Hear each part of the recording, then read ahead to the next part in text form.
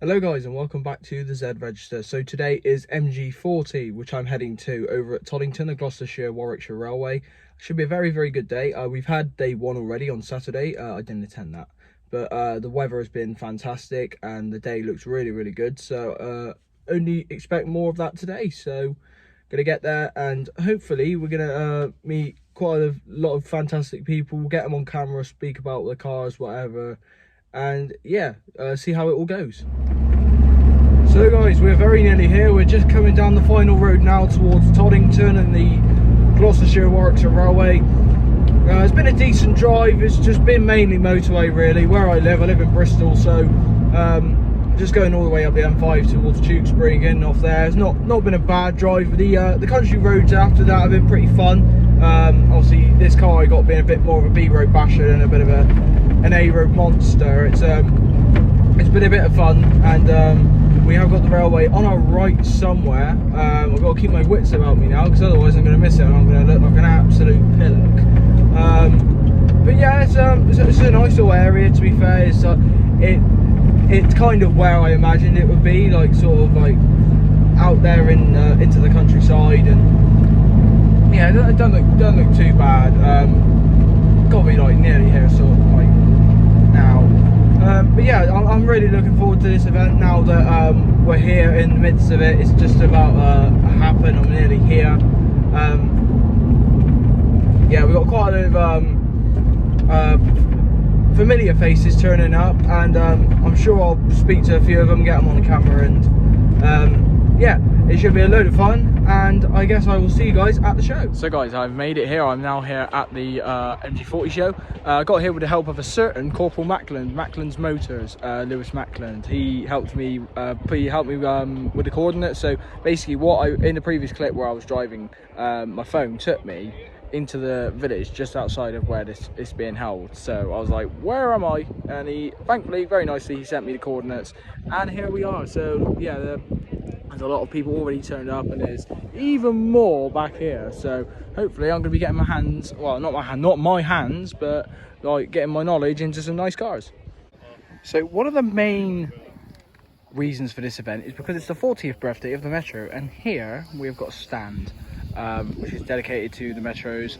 There's a couple of Maestros over there, so Metro van there, like a genuine Metro van. There's a couple of decals on it, as you can see there. And yeah, very lovely display here. MG RV8 stand there, a massive display we got going on today. It was a little bit quieter yesterday, so I hear. More Metros, absolutely gorgeous display, and yeah, very nice examples. So here we are at the event. We've got like all sorts of different MGs here. I think there'll be one person that I need to feature definitely. He was a person who helped me earlier, and it is a certain Mr. Mackland from Mackland's Motors. How are you, sir? Good, you sir. very good? How are you? Thanks for having me. Yeah, you're very welcome. So this is your MG3. So Morris, he has a very popular following on Instagram, Mackland's_Motors. Is that it? Lewis Mackland now. Oh, okay, Lewis Mackland. Yeah. Sure. If you want to follow him on there and you can get some more updates on this MG3 he has, then be sure to check it out. So Lewis, if you wanted to just like give us a run around your MG and tell us what like you've done to it, what you do with it, and Sure. So it's a 2018 three-form sport. So it's one of the last pre-facelifts, and so it's quite high up in the trim. It's not quite top of the range, so I'm not that posh. Nah. So I've powder coated these alloys. These are the standard alloys, but I've powder coated them anthracite. I think it goes really well with the white. Yeah, of course, yeah. Black's maybe a wee bit overdone, so I like the grey. Yeah, it's not bad. A bad little colour scheme, to be fair. The anthracite wheels really are finished off really nicely. And haven't you just had a fair bit of paintwork done to it as well? Because I think, if I'm not mistaken, this part here, this top here, likes to rust, and it likes to show itself as well in good quantity. So you've just had a bit of work done to it on that instance. So the top of the roof's been repainted, the whole roof's been re-lacquered, and yeah, 3 out of 4 wheel arches have all been as well. So it's a brand new car. Pride and joy, I think, is a little bit of an understatement for this guy's car. Looking after it very nicely. Family after it. It's a wee bit of a mess inside, but I'm on holiday. So. And this man's a car valeter, so a little bit of an oxymoron at the moment.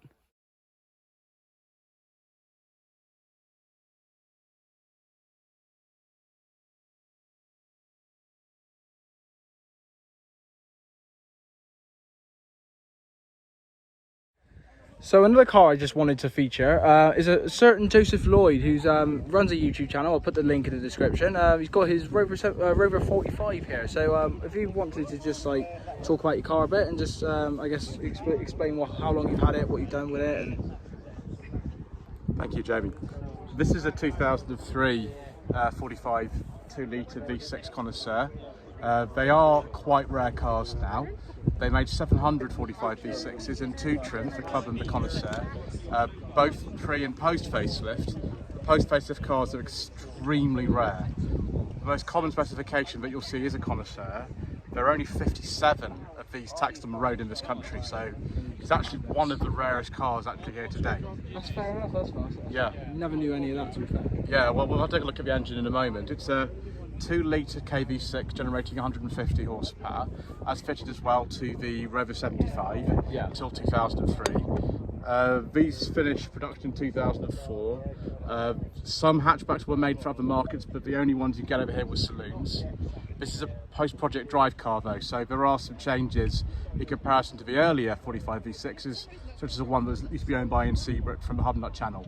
His was, I think, a 2000, and that had the sort of 75 style seats, different instruments, the Viking longship badges on the rear wings, and one or two other changes and different wheels. These are the Cosmos wheels on here, which are very similar to Rover 200 BRM wheels. Yeah, they really are very nice. They are, yes. So this has done just short of 80,000 miles now, about 15,000 miles of ownership. I've had it about 2 years. Quite a lot of things we've done to this.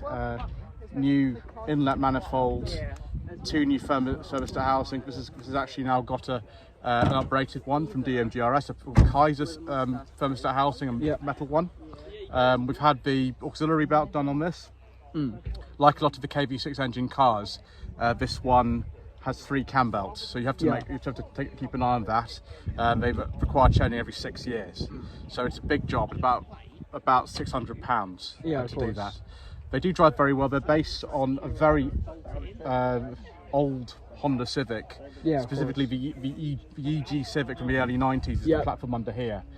So that means you can fit loads of Civic upgrades to this. You can fit different wheels, different suspension if you want. They were designed for a Honda D series or B series engine, but loads of other engines will fit, and we'll have a look at the engine in just a second so you can have a look. Yeah, of course, very, very interesting. And yeah, we shall take a look at the engine bay. Thank you, Joseph. So here we are then, the Rover KV6 engine that Joseph was just talking about. This in his Connoisseur V6 45. Anything else you wanted to say about this? So here's the inlet manifold, have that changed. The 45 V6 Connoisseur was the only 45 with cruise control. This car actually does have cruise control. I've also had this cruise control system changed from a plastic system to a metal system. A lot better.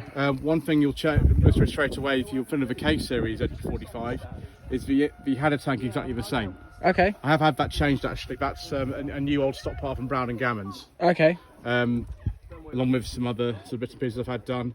I've had the air conditioning regas. The air conditioning actually works in this car now. But that's absolutely treat today, especially. I've had the whole car waxoled and schutzed underneath, including the wheel arches because it's starting to rust. Yeah, of course. The main area where 45s and ZS is rust, and of course the old HHR 400s, marginally different but similar, would be along this sill here and underneath the front passenger floor. I had a hole in there actually, which has been done. This one's actually okay for now. That's not too bad. Accessibility is reasonable. I mean, you can see where the coil packs are at the front here. Thermostat housings in the V of the engine just there. Amazingly, this is easier to work on than a 75. Yeah, I've heard that 75s aren't very nice to work on. It is a little bit easier because you can actually reach the rear spark plugs, which are there. My engine bay is not actually the best in comparison with some people I know. There's a friend of mine called Wayne who has a concourse one of these. And his engine is just immaculate and it's got sort of all the appropriate accessories in it. Happy days, fair enough. Well, that is the Rover 45 Connoisseur V6, courtesy of Joseph Lloyd. I really appreciate the show round and the review.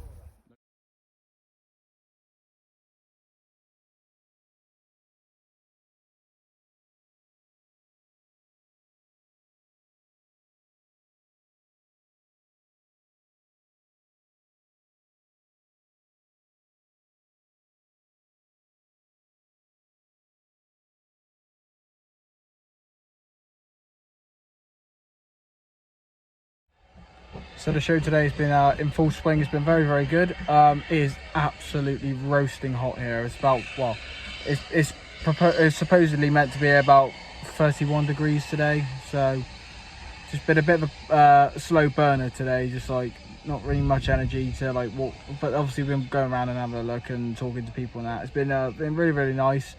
Should hopefully get a couple more people to talk about their projects and that, and see if we can get some more on.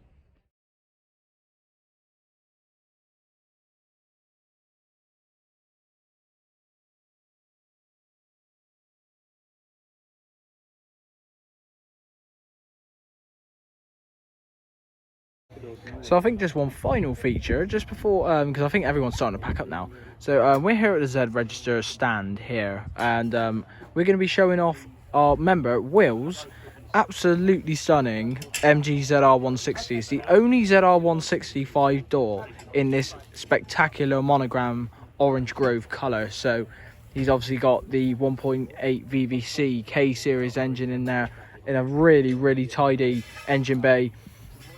Paintwork on it is absolutely immaculate. We got our Save Our Zeds show plates at the front. They are for sale. We got them in our shop. So any inquiries, just be sure to message us. And yeah, just can't really get enough of this car when you look at it. It's actually as well. I'm not going to open it and have a look in, but you know, really tidy inside. It actually has electric rear windows, which on a ZR I've never seen very much, and so.